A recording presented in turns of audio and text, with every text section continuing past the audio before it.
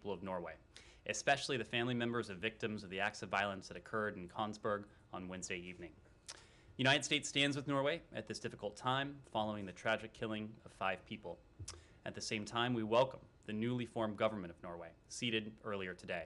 We look forward to continuing to work with our Norwegian partners and allies on our mutual peace, security, and prosperity. Next, the recent death of Venezuelan political prisoner Raul Baduel reminds the world of the deplorable and dangerous conditions Venezuelan political prisoners face in the Maduro regime's custody. We call for an independent examination to confirm the true cause of the death. Our hearts go out to the families of the political prisoners who have died in Venezuela while unjustly detained in regime custody. Since 2014, at least 10 Venezuelan political prisoners have died in regime detention, and 3 have died in the last year alone. Those are Rodolfo Gonzalez Martinez, Carlos Andres Garcia, Rafael Arias Soto, Fernando Alban, Nelson Martinez, Rafael Acosta Arevalo, Pedro Pablo Santana Carballo, Salvador Franco, Gabriel Medina Diaz, and Raul Isaias Baduel. We call for the immediate and unconditional release of all political prisoners.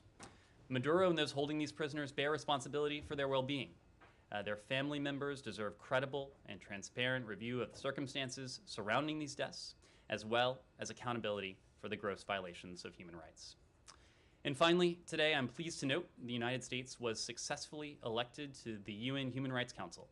The President and Secretary Blinken have put democracy and human rights, essential cornerstones of peace and stability, at the center of our foreign policy. We have eagerly and earnestly pursued these values in our relationships around the world. We thank the UN member states who supported our candidacy for a seat on the Council.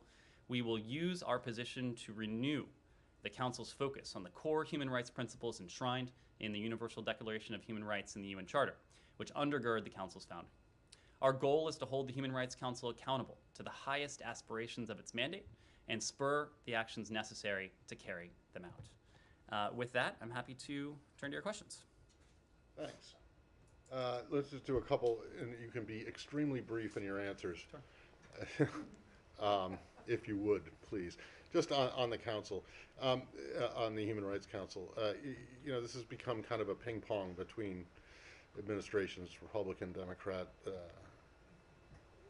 and I'm just wondering, you know, the previous administration's position was they would leave if there were no reforms, and then made a bunch of demands on reforms, none of which were undertaken, and so it left. Do you really have any confidence that you're going to be able to push reforms? And are they the same reforms that the previous administration was looking for? Well, Matt, I don't know if I'm quoting Woody Allen or quoting a former boss of mine or quoting a former boss of mine quoting Woody Allen. But to paraphrase, when you're not at the table, you're on the menu. And that has been our guiding principle.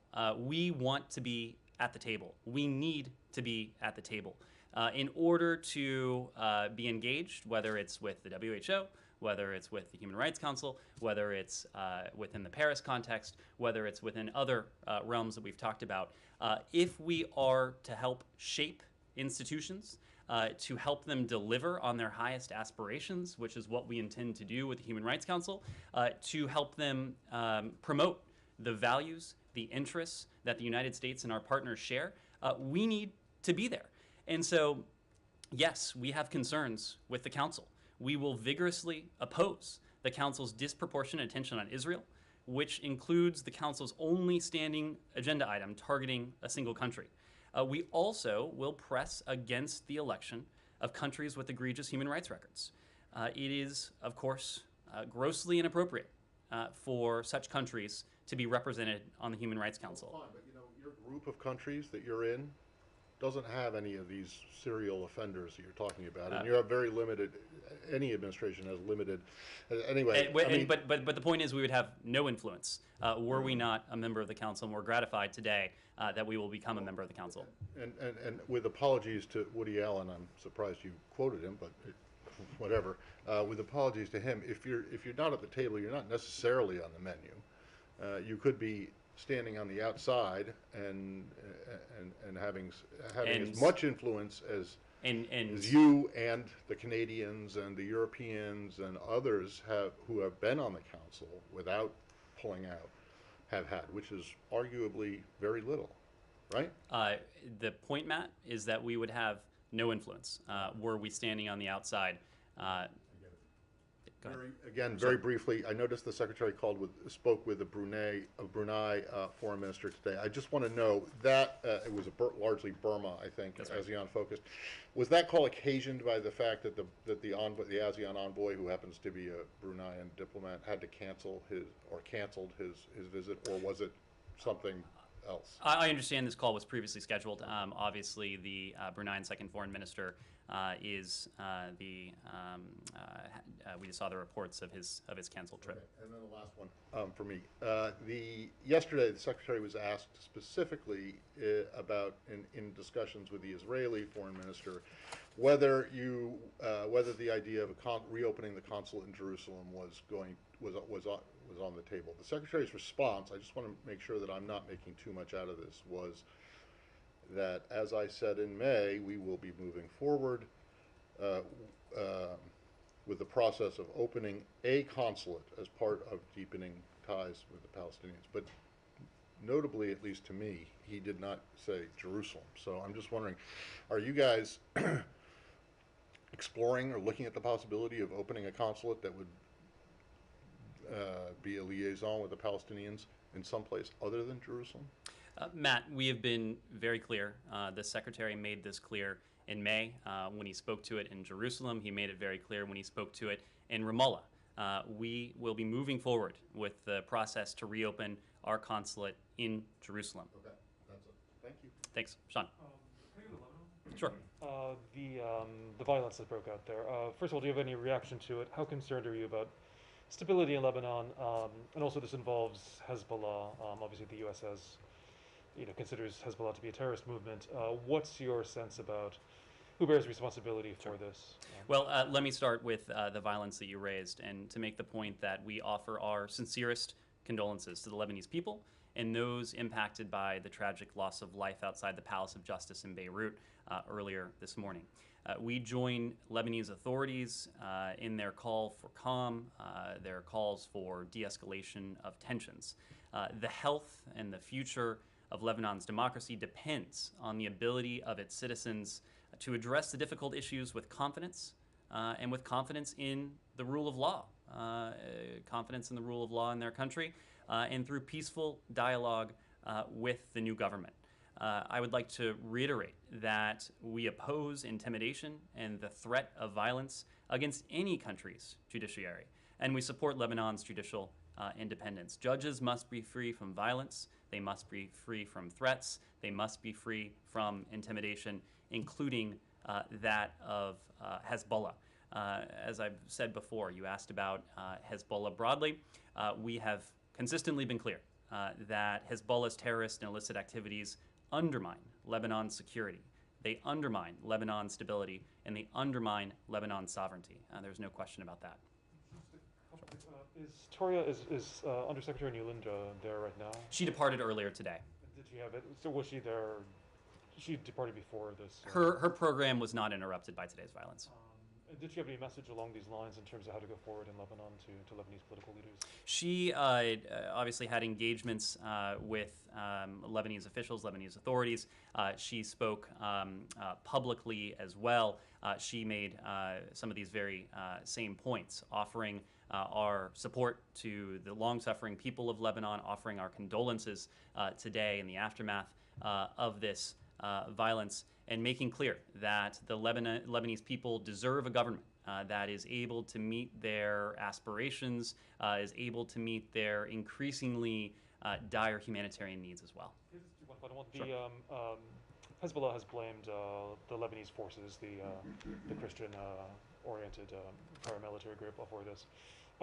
Is the United States in a position to judge who was responsible for the violence today? We don't have a judgment to offer publicly at this time, but we'll let you know if that changes. Thanks. Afghanistan, there's been some reporting around flights potentially restarting U.S. flights back to from Kabul back.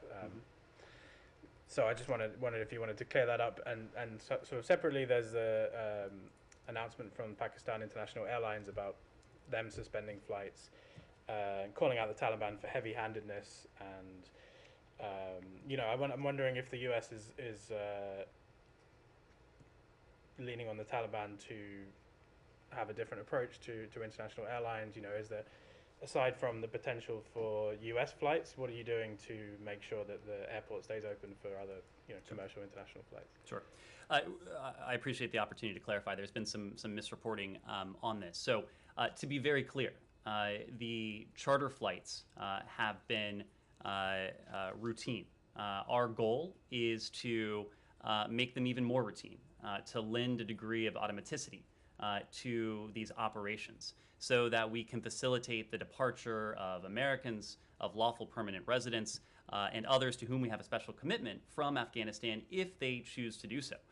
But the idea that charter flights wouldn't resume until later this year doesn't, of course, comport with reality. We just had a charter flight that had Americans on board on Monday.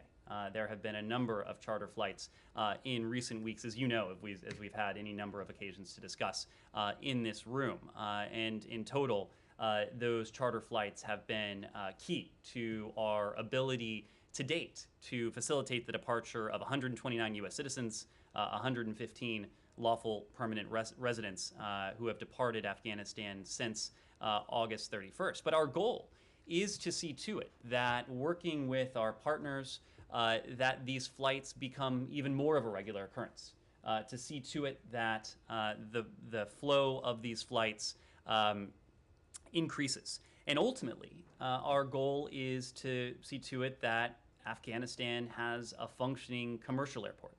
We have been able to make good use of charter flights, including working with our Qatari partners in recent weeks. But our broader goal, of course, is to see Kabul International Airport reopen to commercial traffic so that those who wish to depart Afghanistan have additional options to do so. Now, that is the operational component of it. That is the logistical component to it. But there's a political component as well. And the political component is the other element that you referenced, holding the Taliban accountable to their pledge of safe passage, to their pledge that those who wish to leave Afghanistan are able to do so. The departures of the Qatar Airways, charter flights, and others, we see that as a positive step in upholding the Taliban's commitment to free movement and to free passage. But we are not satisfied, and we are continuing to press the Taliban to see to it that U.S. citizens, to see to it that lawful permanent residents, and those Afghans to whom we have a special commitment are able to depart the country if they so choose. As you know, a senior delegation met with senior Taliban officials who traveled in from Kabul in Doha on Saturday and Sunday. Free passage, freedom of movement was key to that agenda. It has been key to every single one of our engagements with the Taliban in recent weeks because it is of paramount importance to us. But it is not only of paramount importance to us. It was also high on the agenda when the U.S., together with our European allies, met with the Taliban on Tuesday, earlier this week, following the U.S. Taliban meeting in Doha. Safe passage, freedom of movement was also a feature of that meeting, just as it has been a feature of every multilateral engagement we have had. Whether that's with the P5 of the UN Security Council, whether that's with the G20, whether that is with the statements that the United States has put together, including one with more than half the world's countries, 114 countries, I believe, at last count, who made clear the expectation that the Taliban allow those to depart who wish to depart. So, so you're saying, charter flights, those exist with with support from you guys, sort of logistical support. Is there financial support for those flights? And can you just draw the distinction between that and U.S. government flights? There's no plan for military flights, for example. There is no plan for military flights. The idea that we are restarting evacuation flights, a la what we had prior to August 31st, is not accurate. We have worked very closely with several regional partners, including the Qataris, on those charter operations. Pakistan International Airways has also operated charter operations as well. But yes, we have also been in constant touch with Americans in Afghanistan who have expressed an interest in departing. It is that process by which we reach out to them, we determine their status, we determine their intent, we determine what travel documents they may or may not have on them, and we in turn then work with our partners on these charter operations to facilitate their departure if they so choose. Andrea. Thank you, Ned. I want to ask you about a letter from members of the Foreign Relations Committee, bipartisan letter that was sent to the Secretary, which says, among other things, while there has been progress, this is on Havana syndrome, as you know, we continue to have concerns that the Department is not sufficiently communicating with or responding to diplomats who have been injured from these attacks. We're also concerned that the Department is insufficiently engaged in interagency efforts to find the cause of the attacks, identify those responsible, and develop a plan to hold them accountable. And we urge you to immediately announce a successor to Ambassador Spratlan to lead the Department's Health Incident Response Task Force. Critically, this must be a senior level official that reports directly to you. I am well aware of the long list of improvements, the progress that you have reiterated and that has been made available by a number of officials. But this is subsequent to those improvements. This letter is still an expression of concern from, as you know, a bipartisan list. You've got Menendez, Shaheen, Cardin, Chris Coons, Tim Kaine, Cory Booker, Risch, Rubio, Romney, Haggerty, Schatz. So, certainly understand the expression of concern. We also have expressed our concern over these anomalous health incidents. That is precisely why we have made it such a priority to get to the bottom of them, and importantly, to provide care for our employees who have been subject to them. The Secretary, late last week, on Friday, I believe it was, added his voice to the support for the recently passed Havana Act. The Secretary appreciates the interest that Congress has demonstrated in this issue. It is very, very consistent with the priority he himself has attached to this, as you know, Andrea, as we've had an opportunity to discuss. I've made this point before, but one of the briefings that the Secretary proactively requested before he assumed this office was on so-called cases of Havana syndrome, or anomalous health incidents, as we call them. He wanted to enter this job on day one with a firm understanding of where we were, what we had provided to our employees subject to them, and what more we could do. And we have been quite clear that this department had not always done a sufficient job in addressing these anomalous health incidents. That is why you have seen Secretary Blinken put such a premium on several areas. One is communication, an issue that was raised in this letter.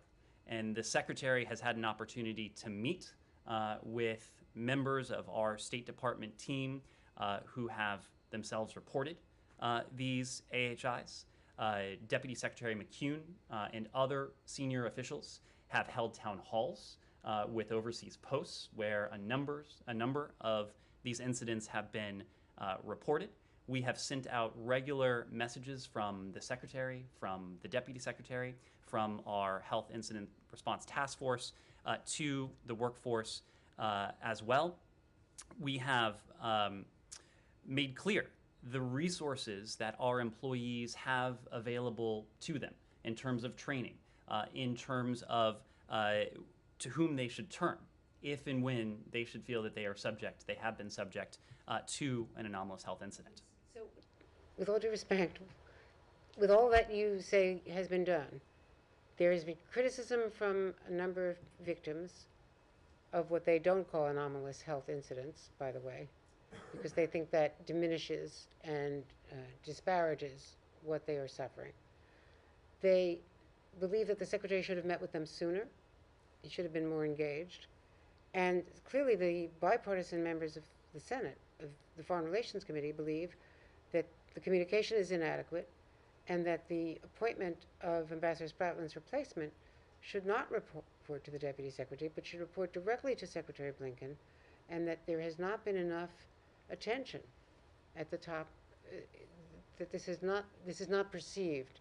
What you say is being done is not perceived by many of the people who are viewing it from the outside and from the inside. What I can tell you, Andrea, is that the Secretary has no higher priority than the health and the safety and the security of our workforce and their family members and dependents.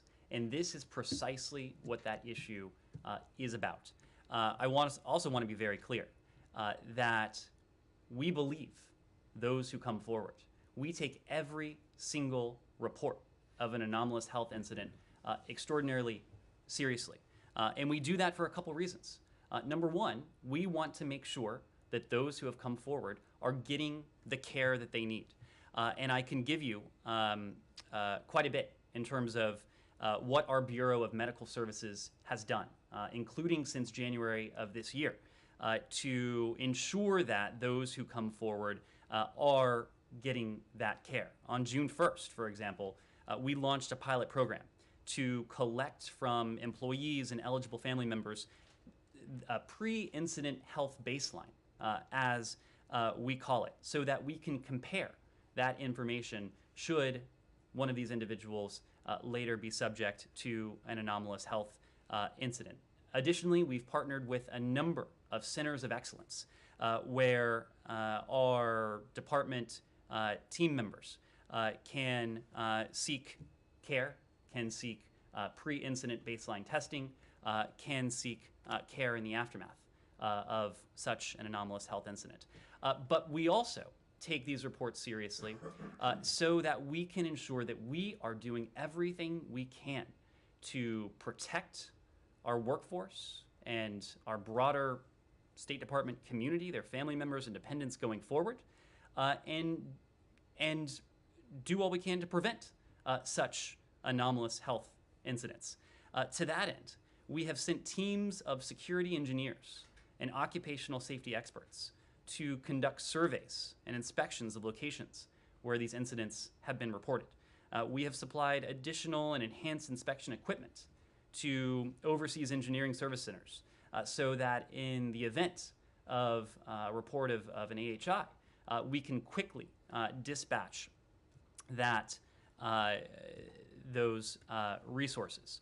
So we have made improvements in terms of our communication. We have made improvements in terms of our inspections and our defensive measures. We have made improvements in terms of our training so that, again, our employees know how to respond should they become subject to one of these, that their family members also have the information they need.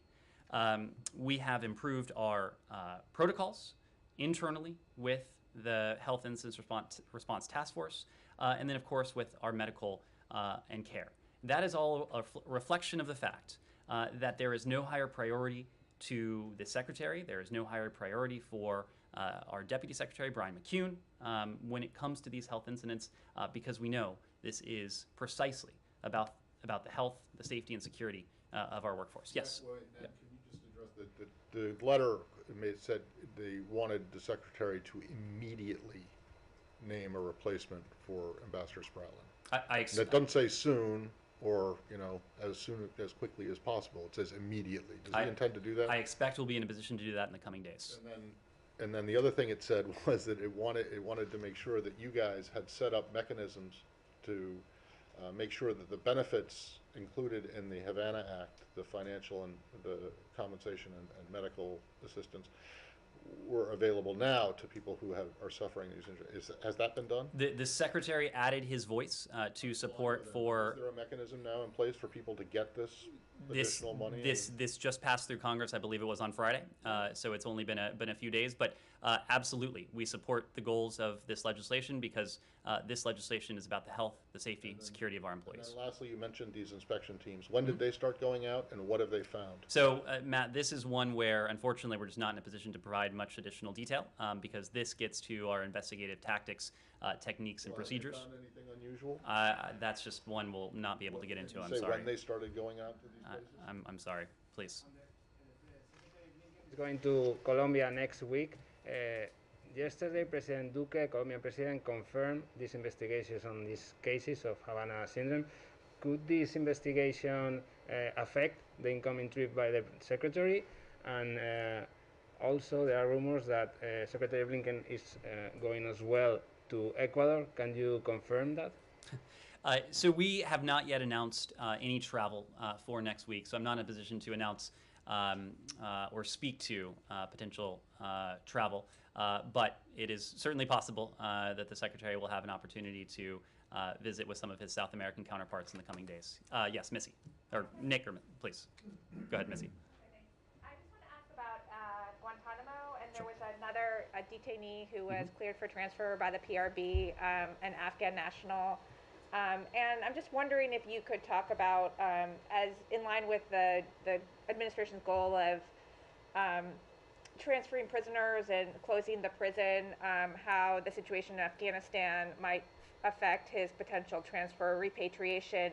And also if you could just speak to because the State Department, as I understand it, is leading the transfer negotiations, can you talk about this idea of whether or not the State Department will reopen the Guantanamo closure office, or appoint another special envoy for closure, somebody to handle these negotiations?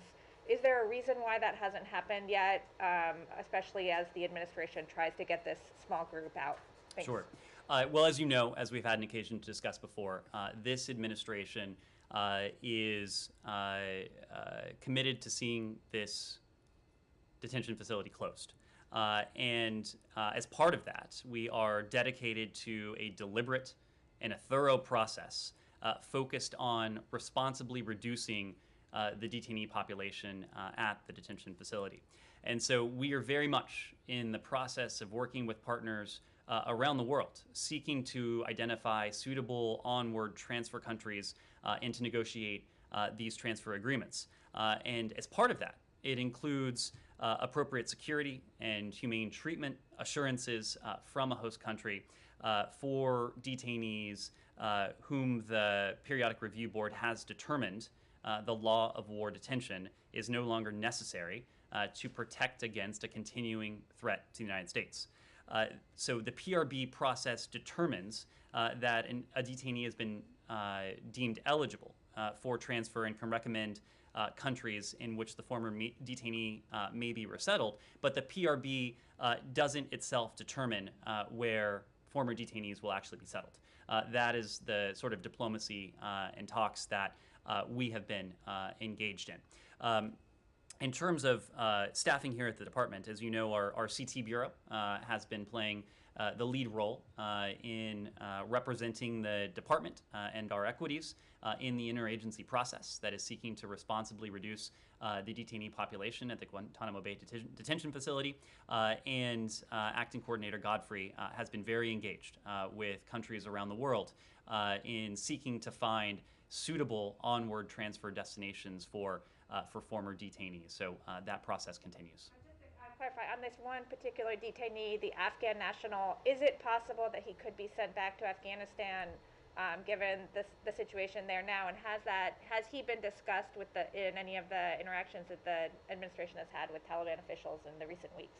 We typically do not preview where detainees will be transferred until and unless such a transfer takes place. So I wouldn't want to get ahead of those discussions. Nick, I'll come back to you. Yeah, thank you very much. A couple of random ones, but let me go back and ask a version of what Matt was asking. Have all of the steps that you detailed to Andrea delivered any more understanding of the source of the Havana incidents? So Nick, this is one of those questions that unfortunately we're just not in a position to speak to publicly.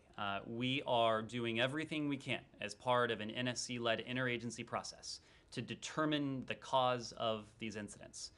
We are doing that through any number of means and tactics, but we're just not in a position to speak to that. The U.S. has been calling for OPEC Plus, moving to oil, to increase production. Today in Moscow, there's a big event with the oil ministers. They made it clear that they are not going to increase production. Does the U.S. believe Saudi Arabia is blocking the request to increase production? Well, we are concerned, and we are monitoring the situation very closely. And as part of that, we are actively engaged with our European allies and partners during this critical time to ensure the security of energy supply. We also know that the high energy prices that we're seeing right now really reinforce the need to advance the energy transition while continuing to safeguard against energy crises and price shocks going forward. When it comes to OPEC, of course, we're not a member of the organization, but we are routinely and these days constantly engaged in diplomacy with OPEC member states, having these discussions in private, expressing our concern with current energy prices. It's an absolute priority for us. And therefore, are you concerned by OPEC Plus's rejection of your request to increase production? We are engaged in diplomacy with member states of OPEC. And last one about Afghanistan. Sure. I know you've been asked about this, but I want to talk about the billions frozen in the U.S. Jan Egeland, Norwegian Refugee Council, has been working on these issues for a long time, put it to me this way last night. Why is the U.S. sitting on the fence when it comes to unfreezing billions of dollars? So I will ask you, do you believe the U.S. is sitting on the fence when it comes to unfreezing billions of dollars that humanitarians say are for the Afghan people and can be delivered in a way that wouldn't benefit the Taliban? Let me answer this question this way. We are absolutely not sitting on the fence when it comes to our humanitarian commitment to the Afghan people. We have demonstrated that time and again, including with significant humanitarian pledges. Nearly $64 million just a few weeks ago for the Afghan people. $330 million in this fiscal year alone for the Afghan people. That has benefited Afghanistan's women and girls. It has provided health opportunities for the Afghan people. It has provided food, nutrition, the basic life-saving services that far too many of the Afghan people need today. And we will continue to be a humanitarian leader when it comes to supporting the people of Afghanistan. Now, it is true that the Taliban does not have access to the reserves that are held in the United States. And we have been very clear on that as well. Where we are, you might say, sitting on the fence, is because we want to see and to judge any future Afghan government by its conduct. And we have been very clear about the conduct that matters immensely to us. It is holding the Taliban accountable to their commitments to safe passage and freedom of movement, to their counterterrorism commitments, to respecting the fundamental human rights of all of the people of Afghanistan, including women and girls, and it's allowing humanitarian access to go back to where we started. So we will judge any future Afghan government primarily on those criteria. And again, it is not just us, and it is, by the way, it is not just the United States where Afghanistan's foreign currency reserves are stored. This is something the international community has made very clear. So we are, of course, not in a position to provide financial support to the Taliban or any future Afghan government until and unless we see to it that these core requirements are being met and the rights of the people of Afghanistan are being fully respected and enforced. Yes. I'd like to ask you a question about Syria. As you know, there have been several attacks by the YPG against Turkish forces inside Syria, which resulted in casualties, and the Turkish president came out and said that it was the final straw, and with or without support, Turkey is going to eliminate those elements. And you guys also came out and said that the State Department condemned those attacks against Turkish forces. So I'd like to ask you whether it means actually that the United States is supporting Turkey in its cause in the face of these attacks in Syria. If we are supporting, repeat the last part of that question. I'd like to ask you whether the United States is now supporting, obviously considering the statement that you guys condemned those attacks against Turkish forces, does it mean that the United States is supporting Turkey's cause in the face of these attacks? Well, we've been very clear that we condemn the cross-border attacks against our NATO ally Turkey. We have expressed our condolences to the families of the loved ones who were killed in these attacks, and we've underscored the importance of maintaining the ceasefire, lines of ceasefire, and halting these cross-border attacks. We've been eminently clear about all of that. We've also been clear that it is crucial that all sides maintain and respect ceasefire zones to enhance stability in Syria and work towards a political solution to the conflict. When it comes to Turkey, Turkey, of course, is an important NATO ally. We have shared interests in any number of areas. That includes countering terrorism, ending the conflict in Syria, and deterring malign influence in the region. And so we do share an interest when it comes to Syria, and namely to ending the conflict in Syria. And we'll continue to consult with our ally Ankara on Syria policy, together with Syria's other neighbors, as we seek areas for cooperation, as we seek to bring about an end and a diminution to that violence. Quick follow-up with that, please. So with where we're standing right now, with the Turkish president saying that an operation, a cross-border military operation might be imminent, what's the US position on that? Again, we have condemned the attacks. We have emphasized the importance of all sides respecting and maintaining ceasefire zones in order to enhance stability in Syria. Yes. Nicaragua. Does the U.S. have anything on Nicaragua's presidential election on November 7th, and would the U.S. recognize the result? And separately, if I may stay on the same hemisphere, on Venezuela, does the U.S. agree with the EU's decision to send electoral observers to Venezuela's November 21st regional elections? Thank you. Thank you, Nike.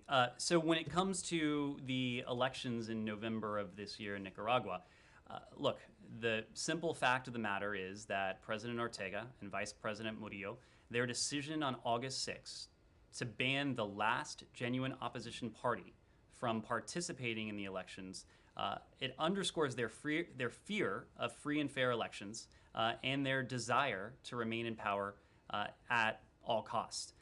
This autocratic maneuver followed the detention of 7 presidential candidates and dozens of other opposition figures, human rights activists, business leaders, students, journalists, and NGO workers over the last several months.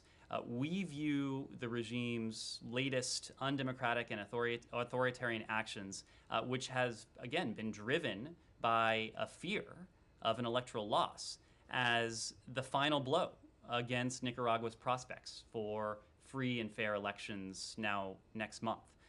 That electoral process has lost all credibility. It is now a foregone conclusion that Daniel Ortega will ensure that the elections in November are a sham, and that he will proclaim himself victorious in the aftermath of those elections. Yes. Sure. Sorry. Do you know if during Secretary Blinken's meeting with the EU's Joseph Borrell, these elections came up? I don't know if if Nicaragua came up in the meeting today. We'll find out and get back to you on that. Does that mean you weren't in the meeting? I was not in the meeting today. Oh, Yep. okay. Well, then I have a question that maybe you could take on Okay. about the meeting. Yes, please. I would like to ask about the DPRK. You have mentioned you remain prepared to meet the DPRK without any precondition, anywhere, anytime. However, we haven't seen any meetings so far. So what went wrong? So have you proposed the lifting sanction on the table? Well, to take a step back, we have been very clear that we believe diplomacy, including direct diplomacy with the DPRK, is the most effective means to meet the policy objective that has emerged from a review of our DPRK policy that we completed some months ago. And that objective remains the complete denuclearization of the Korean Peninsula. It is a policy that calls for calibrated, practical approach that seeks serious and sustained diplomacy with the DPRK to make tangible progress towards that goal. So we do stand prepared to meet with the DPRK without preconditions.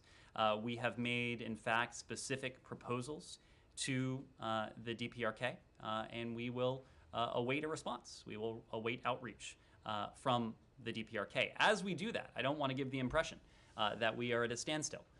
We are engaged in vigorous diplomacy with our allies in the Indo-Pacific, including with the Republic of Korea, including with Japan, including with our other allies and partners in the Indo-Pacific. But the threat of the DPRK's nuclear weapons and ballistic missile programs, these are threats to collective security that we discuss with partners and allies the world over, and we'll continue to do that. I can take a final question or so. Yes, in the back. Yeah, I have a question about the elections in Iraq. This now more and more factions are refusing to accept the results. Do you fear that this political uncertainty will lead to more destabilizing the country?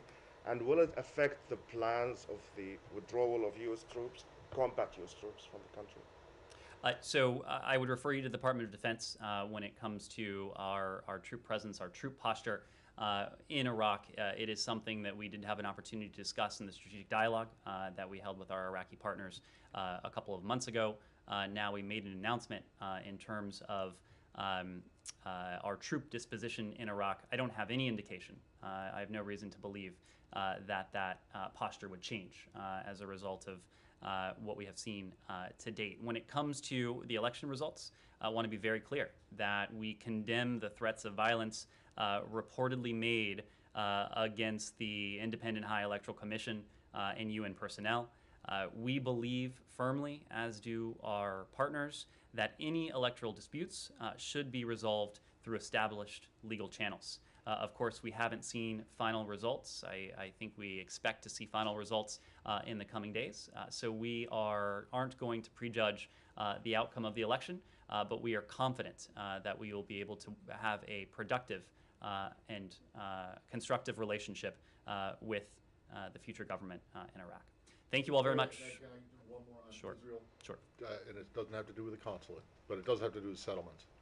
And that is, I just want to know that if in yesterday's meeting with Foreign Minister Lapid, if the Secretary brought up the settlements issue, they seem to be plowing ahead, moving ahead with additional construction, but not making not without a lot of fanfare. And I'm just wondering if this is a concern for you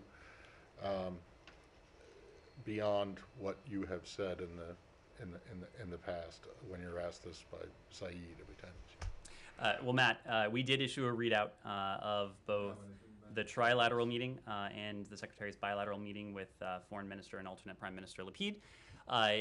We have been clear publicly and in private about where we stand on settlement activity, on annexation. We oppose any unilateral steps that put a two-state solution further out of reach. But you haven't got your concern about what they're doing hasn't increased over the course of the last month or so? Our position on this has remained constant. Thank you very much.